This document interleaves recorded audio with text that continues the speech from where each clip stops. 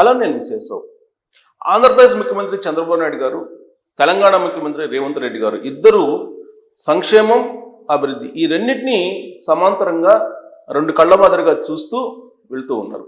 అయితే వాళ్ళని తప్పుదోవ పట్టించేలా, సమాజాన్ని మరో కోణంలో ఆలోచింపజేసేలా కొన్ని మీడియా సంస్థలు, కొంతమంది జర్నలిస్టులు ప్రయత్నం చేస్తున్నారు. సహజంగా జర్నలిస్ట్ కానీ మీడియా కానీ ప్రజల పక్షాన నిలుస్తుంది. అది కూడా అణగారిన వర్గాలు, పీడిత ప్రజల పక్షాన నిలబడుతుంది. కానీ వాళ్ళకి ఇస్తున్నటువంటి సహాయాన్ని తగ్గించాలి, వాళ్ళకి ఇస్తున్నటువంటి సంక్షేమాన్ని తగ్గించాలి అని ఎడ్యుకేటివ్ సిస్టంలో ఉండేటువంటి వాళ్ళు కొంతమంది, అలాగే ప్రభుత్వ ఉద్యోగులు అనేక సార్లు ప్రయత్నాలు చేస్తూనే ఉన్నారు. మాకు జీతాలు డిఏలు, టీఏలు, ఐఆర్లు ఇవ్వకుండా సంక్షేమ పథకాలను ఎందుకు మీరు అమలు చేస్తున్నారని చెప్పి ప్రశ్నించేటువంటి ఉద్యోగుల సంఖ్య ఎక్కువగా ఉంది.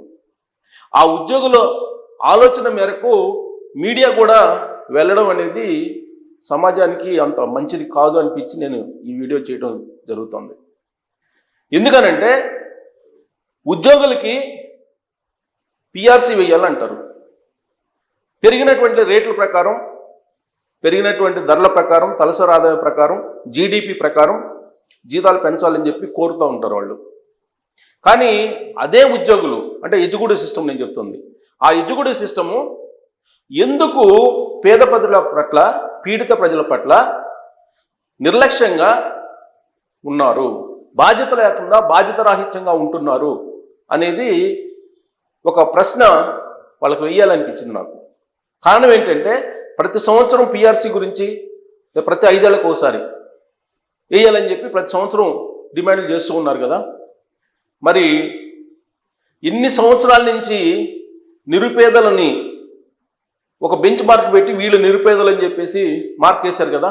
అంటే ఏడాదికి గ్రామీణ ప్రాంతాల్లో 1,50,000 ఆదాయాన్ని మించి ఉంటే గనక వాళ్ళు పేదలు కాదు, అర్బన్ ప్రాంతాల్లో 2 లక్షలు లోపు ఉంటేనే పేదలు, అంతకన్నా పై ఉంటే పేదలు కాదు, ఇలాంటి బెంచ్ మార్కులు పెట్టారు కదా. మరి ఈ పిఆర్సీ 5 సంవత్సరాలకు వేసుకొని జీతాలు పెంచుకునేటువంటి వాళ్ళు పేదరికము అనేది అలానే ఉంటుందా? 1,50,000 2 లక్షలే ఉంటుందా? అది పెంచాల్సిన అవసరం లేదా? అలాగే తలసరి ఆదాయాన్ని ఎలా మీరు కొలమానంగా తీసుకుని పిఆర్సీ అడుగుతారు? తలసరి ఆదాయం అంటే ఎలా లెక్కేస్తారు అసలు? అందరి ఆదాయాన్ని కలిపి divided by public number of కుటుంబాలు, లేదంటే నెంబర్ ఆఫ్ పర్సన్స్ లెక్కేస్తారు కదా. అంటే ఒక ఆఫీస్లో ఒక 10 మంది ఉంటే ఒక 5 మందికి లక్ష ఉంటే 5 లక్షలు ఉంటే మిగతా వాళ్ళకి 10,000 ఉంటే అప్పుడు ఏం చేస్తారు? 5,50,000 మొత్తం వేసేసి డివైడెడ్ బై 10 వేసేసి ఒక్కొక్కరికి తలసరి ఆదాయం 55,000 ఉంది అని లెక్కేస్తారు. అంటే 10,000 తీసుకున్న వాళ్ళు కూడా 55,000 తీసుకున్నట్టు అవుతుందా? దాన్ని క్రైటీరియాగా తీసుకొని పేదరికం దాన్ని లెక్కేయకుండా మీరు పిఆర్సీల్లోకి, లేదంటే ఐఆర్లోకి, డిఎల్లోకి ఎలా వెళ్తారు? ఎలా వెళ్ళగలుగుతున్నారు? పోనీ మీరు చేసేటువంటి పనులని అర్థం చేసుకోలేక కొన్ని మీడియా సంస్థలు, కొంతమంది జర్నలిస్టులు అసలు ఇప్పుడు ఉన్నటువంటి రేషన్ కార్డులు తీసేయాలి అని చెప్పి ప్రొజెక్ట్ చేస్తున్నారు. అంటే వైట్ రేషన్ కార్డు అనేది అనేక రాయితీలకి ఒక ఆధారం, దాన్ని తీసేయాలి. ఎందుకంటే ఆ రాష్ట్రంలో ఉండేటువంటి కుటుంబాలు ఎన్ని, అసలు పేదలు ఎంతమంది అనేటువంటి లెక్క ఒకటి తీశారు. ఆ లెక్క తీసి నేను చూపిస్తాను ఎలా ప్రొజెక్ట్ చేస్తున్నారు. అంటే పబ్లిక్ మైండ్ని సెట్ చేస్తున్నారు కొంతమంది ఎగ్జిక్యూటివ్ సిస్టము, అలాగే కొంతమంది మీడియాతో కలిసి దీన్ని తప్పుదో పట్టిస్తున్నారు. అంటే వైట్ రేషన్ కార్డుని తీసేయండి, వైట్ రేషన్ కార్డు ఇన్ని అవసరం లేదు అని చెప్పేటువంటి ప్రయత్నం చేస్తున్నారు అనిపిస్తుంది. ఆంధ్రప్రదేశ్ విషయానికి వద్దాం. ఇక్కడ ఆంధ్రప్రదేశ్కి వస్తే చూడండి, రాష్ట్రంలో మొబైల్ యూజర్లు 8.2 crores ఉన్నారు. 2 సిమ్ కార్డులు వాడుతున్నటువంటి వారు కోట్లలోనే. ద్విచక్ర వాహనాలు వచ్చేసి 1, 10, 100, 1000, 10,000, లక్ష, 10 లక్షలు, కోటి, 1,22,56,000 అలా ఉన్నాయి. కార్లు 10,56,891 ఉన్నాయి. జీపులు 10,615 ఉన్నాయి. ఇది సామాజిక సర్వే ఇచ్చింది 2022. ఇంకా 2024-25లో ఐటీ రిటర్న్స్ చేసినటువంటి వారు 30,76,000 మంది. ఏ ఆదాయం లేకుండా రిటర్న్స్ వేసే వాళ్ళు కూడా చాలా తక్కువ ఉన్నారు. తలసరి ఆదాయం వచ్చి 2,66,000 వేశారు తలసరి ఆదాయం. ఏది? ఆంధ్రప్రదేశ్ది. ఎంతమందికి 2,66,000 ఉంటుంది తలసరి ఆదాయం? ఇక్కడ కుటుంబాలు 1,71,00,000 కుటుంబాలు ఉంటే 1,45,00,000 కుటుంబాలు పేదవే అని చెప్పి ఎట్ట చెప్తారు అని అంటున్నారు. రేషన్ బియ్యం వండుకొని తినేవారు నిజమైనటువంటి పేదలు 10%. ఉచిత బియ్యంపై 15,000 కోట్ల వ్యయం. సో 15,000 కోట్లు ప్రభుత్వం మీద భారం పడుతుంది. ఈ 15,000 కోట్ల రూపాయలు భారం తగ్గించాలంటే ఏటా ఈ రేషన్ కార్డులు కుదించాలి అనేది దీని సారాంశం. 85% మంది కుటుంబాలకు రేషన్ కార్డులు ఉన్నాయి అని చెప్తున్నారు. ఎస్, ఉన్నాయి. ఎందుకు ఉన్నాయి? ఎందుకు ఉండాల్సి వచ్చింది అని అంటే ప్రతిదానికి బెంచ్ మార్క్ పెడుతున్నారు. ఏది? రేషన్ కార్డుని బెంచ్ మార్క్ పెట్టి ఆరోగ్యశ్రీ రావాలన్నా లేదంటే ఇతర రిజర్వేషన్ రావాలన్నా ఏది రావాలన్నా సరే పెడుతున్నారు. ఇప్పుడు తలసరి ఆదాయం ఎంత చూపిస్తున్నాడు? తలసరి ఆదాయం వచ్చేసి 2,66 లక్షలు చూపిస్తున్నారు. పేదరికం ప్రకారం రేషన్ కార్డు రావాలంటే ఏంటి? అర్బన్ ప్రాంతాల్లో 2 లక్షలకి మించి ఉండకూడదు, 2 లక్షలకు తక్కువ ఉండాలి అర్బన్ ప్రాంతాల్లో. అదే గ్రామీణ ప్రాంతాల్లో అయితే 1,50,000 తక్కువ ఉండాలి. ఇది క్రైటీరియా. తర్వాత దీనికి నామ్స్ ఉన్నాయి. ఏమున్నాయి? కారు ఉండకూడదు, తర్వాత 300 యూనిట్లు కరెంటు ఎక్కువ కాల్చకూడదు, అందుకన్నా ఐటీ రిటర్న్స్ ఫైల్ చేసి ఉండకూడదు, తర్వాత మాగాడైతే 4 ఎకరాలు సుమారుగా, మెట్ట అయితే 7 ఎకరాలు, 7.5 ఎకరం ఉంది, 7 ఎకరాలు. ఈ రెండు కలిపితే 10 ఎకరాలు మించి ఉండకూడదు. ఇలాంటి క్రైటీరియాలు ఉన్నాయి. ఏది? రేషన్ కార్డు కావాలంటే. ఇది ఎప్పుడు ఈ బెంచ్ మార్క్ని, ఇలాంటి మార్గదర్శకాలను ఎప్పుడు ఇన్ని సంవత్సరాలు అయింది నిర్ణయించి? మరి అన్ని సంవత్సరాల నుంచి రూపీ వాల్యూ పెరుగుతుంది, తగ్గిపోతుంది డాలర్తో పోలిస్తే. ఎప్పుడో డాలరు రూపీ వాల్యూ ఎప్పుడో ఆల్మోస్ట్ చాలా దగ్గరలో ఉన్నప్పుడు 30 రూపాయలు ఉన్నప్పుడు, 20 రూపాయలు ఉన్నప్పుడు దీన్ని నిర్ధారించారు. దాదాపు నాకు తెలిసినంత వరకు 40-50 సంవత్సరాల క్రితం ఈ క్రైటీరియా పెట్టారు. అప్పటి నుంచి ఇప్పుడు మనం 100 రూపాయలని 20 సంవత్సరాలు 30 సంవత్సరాల నాడు చూసినప్పుడు, ఇప్పుడు చూసినప్పుడు వాల్యూ ఎంత చూస్తాం మనం? మరి ఈ వాల్యూని ఇలానే ఉంచొచ్చా? అట్లీస్ట్ నరేంద్ర మోడీ గారు ఏడాదికి 8 లక్షలు లోపల ఉండేటువంటి వాళ్ళకి ఈడబ్ల్యూఎస్ రిజర్వేషన్ ఇచ్చారు అగ్రవర్ణ పేదలకి. అట్లీస్ట్ దీన్నైనా క్రైటీరియా తీసుకోవాలి కదా. రాష్ట్ర ప్రభుత్వాలు ఏం చేస్తున్నాయి? 2 లక్షల అర్బన్ ప్రాంతంలో, రూరల్ ప్రాంతంలో 1,50,000 లోపల ఉంటేనే మేము వైస్ రేషన్ కార్డు ఇస్తామని చెప్తున్నారు. ఇది ఎంతవరకు సబ్బు? దీన్ని ప్రశ్నించాలి కదా మీడియా. ఈ రేషన్ కార్డులు ఇన్ని ఉన్నాయి కుటుంబాల్లో, సంపన్న కుటుంబాలు కూడా రేషన్ కార్డులు తీసుకుంటున్నాయి అని చెప్పారు. నిజమే. సంపన్న కుటుంబాలు అంటే ఏంటి క్రైటీరియా? సంపన్న కుటుంబం అని చెప్పి దేన్ని అంటాం? దీన్నేనా ఈ మార్గదర్శకాల ప్రకారం సంపన్న కుటుంబాన్ని అని చెప్పి మనం లెక్కేసుకోవాలా?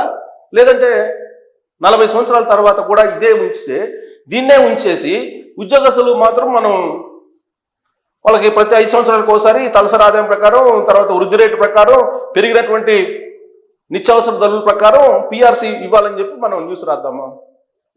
ఏది కరెక్ట్? దీని మీద డిబేట్ జరగాలి. ఇప్పుడు ఆంధ్రప్రదేశ్లో మరి ఇన్ని కోట్లు ఉన్నాయి.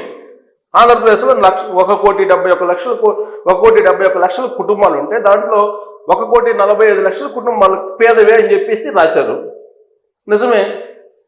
ఈ 15,000 కోట్ల రూపాయల ఆదాయం, 15,000 కోట్ల రూపాయలు ఖర్చు తగ్గించాలంటే వీళ్ళకి రేషన్ కార్డులు తగ్గించాలనేది వీళ్ళ క్రైటీరియా.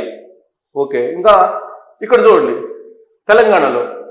సో రాష్ట్ర జనాభా 3,50,00,000 ఉంటే తెల్ల రేషన్ కార్డుదారులు 3,25,00,000 మంది ఉన్నారు. అంటే 25 లక్షల మంది మాత్రమే ధనికులు అని చెప్పి తేల్చారు. మిగతా వాళ్ళంతా పేదలు తెలంగాణలో అని చెప్పి తేల్చారు. తెలంగాణలో తలసరి ఆదాయం సుమారుగా 3,90,000 ఉంది. ఈ 3,90,000 ఉంటే అసలు ఈ తలసరి ఆదాయంలో పెద్ద మాయ ఉంది. ఎలా అంటే ఇప్పుడు సపోజ్ మనకు ఒక నలుగురు ఉన్నారనుకుందాం. ఈ నలుగురికి ఒకరికి 10,000, ఇంకొకరికి 10,000, ఇంకొకరికి 100 రూపాయలు, ఇంకొకరికి 100 రూపాయలు ఉందనుకుందాం. అప్పుడు ఎంత అవుతుంది? 22,000 అవుతుంది మొత్తం నలుగురి మీద. అప్పుడు 22,000 డివైడెడ్ బై 4, 22,000 డివైడెడ్ బై 4 వేస్తారు. అంటే నలుగురు కదా మెంబర్స్. అప్పుడు ఏమవుద్ది? ఒక్కొక్కరికి 5,000 శాలరీ తలసరి ఆదాయం. అంటే వీళ్ళు 1,000 రూపాయలు తీసుకున్న వాళ్ళు ఒకటే, 22,000 తీసుకున్నట్టు లెక్క అయింది. అంటే తలసరి ఆదాయం లెక్క వేయటంలోనే చాలా గ్యామ్లింగ్ ఉంది. నేను అందుకే చెప్తున్నా చాలా క్లియర్గా. సపోజ్ ఎక్స్, మీకు అర్థమయ్యేటట్టు చెప్తున్నాను ఇంకోసారి. వై, జెడ్, ఏ, ఈ 4 పర్సన్స్ ఉన్నారు అనుకున్నాం.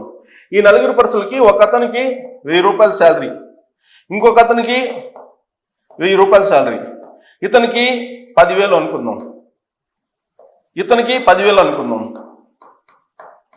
ఇప్పుడు ఎంత అవుతుంది మొత్తం? 1,000 ప్లస్ 10,000 ప్లస్ 10,000 ఎంత అవుతుంది? 22,000 అవుతుంది మొత్తం. అంతేనా? 22,000 అయితే దీన్ని ఎట్ట చేస్తారంటే, ఈ నలుగురు కదా మెంబర్స్, అందరు నలుగురు, అందుకని 4 వేస్తారు. అప్పుడు ఏమవుతుంది? ఇక్కడ చూడండి, 4 5 20, 4 5 20. సో ఇది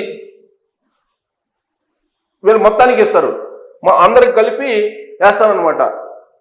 ఈ మొత్తం 5,500 వేస్తారు ఒక్కొక్కరికి. అంటే ఇది వీళ్ళిద్దరూ 10,000 ఉన్నా కానీ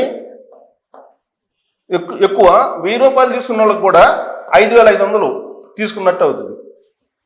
ఇతను 5,500 తీసుకున్నట్టు అవుతుంది. సో ఇది తలసరి ఆదాయం అంటే. అదే ఈ తలసరి ఆదాయంలోనే పెద్ద గ్యామ్లింగ్ ఉంది వాస్తవంగా. ఈ తలసరి ఆదాయంలోనే పెద్ద గ్యామ్లింగ్ ఉంది అని చెప్పి ఇప్పుడు తెలంగాణలో వచ్చేసి 25 లక్షల మంది మాత్రం ఉన్నత వర్గాలు ఉన్నారు, మిగతా వాళ్ళు లేరు అంటున్నారు. ఇది ఆర్టికల్. కొత్తగా మళ్ళీ 2.5 లక్షల మందికి ఇవ్వబోతున్నారు. ఇప్పుడు 3.35 కోట్ల మంది చేరనున్న లబ్ధిదారుల సంఖ్య. దారిద్ర్య రేఖకు పైన ఉండేది 15 లక్షల మందే. 10 లక్షల మంది ఉద్యోగుల కుటుంబాలు ఏమయ్యాయి? పెన్షనర్లు, కాంట్రాక్టర్లు, వ్యాపారులు, మిల్లర్లు ఎక్కడ? అంటే తెలంగాణలో ఉద్యోగులు కూడా తీసుకున్నారు. సాధారణంగా ఉద్యోగులు ఈ రేషన్ కార్డుకి అర్హులు కాదు, ప్రభుత్వ ఉద్యోగులు, కానీ వాళ్ళు కూడా తీసుకున్నారు. ప్రైవేటు ఉద్యోగులైనా రిటర్న్ చేస్తే వాళ్ళు అర్హులు కాదు, కానీ వాళ్ళు కూడా తీసుకున్నారు. కార్లు ఉండే వాళ్ళు కూడా తీసుకున్నారు తెలంగాణలో. వీళ్ళకి ఇవ్వడానికి లేదు. కానీ మీరు ఫస్ట్ సంవత్సర ఆదాయాన్ని పెంచాలి. 300 యూనిట్లు కరెంట్ అంటే ఒక ఫ్యాన్, ఒక లైట్ వేస్తే సరిపోద్దు 300 యూనిట్లు నెలకి. అది ఎలా క్రైటీరియాగా తీస్తారు? కనీసం పెంచాలి కదా అది. దాంతోపాటు పొలం విస్తీర్ణం పెంచాలి కదా. అలాగే ఏడాదికి ఆదాయం దాన్ని పెంచాలి కదా. ఇవాళ కూలీలు పెరిగిపోయినాయి కదా, పెరిగిన వారా మీకు అది పెంచాలి కదా. పెంచి అప్పుడు లెక్కేయాలి మీరు నిరుపేదలు ఎవరు అనేది. అప్పుడు మీకు కరెక్ట్ అయినట్లు లెక్క వస్తుంది. అది కాకుండా వీళ్ళు ఏం చేస్తున్నారు? ఆ పరిమితిని అలానే ఉంచి వీళ్ళు తప్పు పడుతున్నారు.